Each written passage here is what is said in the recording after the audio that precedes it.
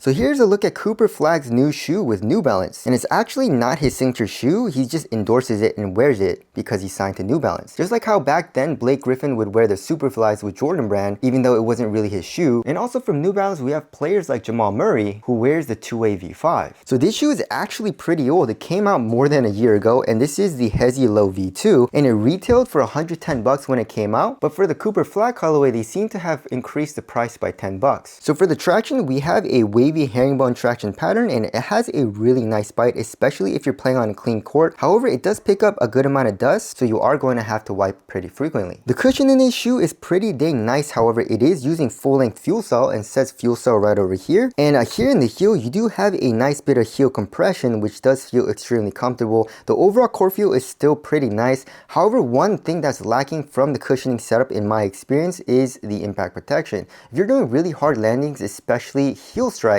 it's gonna hurt your feet a little bit. For the upper, it is using an engineered textile material, which is extremely thin and also extremely soft, especially once you break it in. The quality is pretty dang nice, however. There also is a fuse overlay here around the tip of the toe for extra durability and support. Here in the medial, we have the New Balance logo, and for the tongue, we have a pretty open mesh material. And then in the back of the shoe, we have this plastic piece, which also acts a little bit like an external TPU heel counter. The overall weight of the shoe comes in at 12.95 ounces, which is a little bit heavier than average. However, if you are a guard that wants a comfortable shoe with an extremely minimal material, this is a great option. However, I feel like this shoe does lack in the support department a little bit because of this really soft material.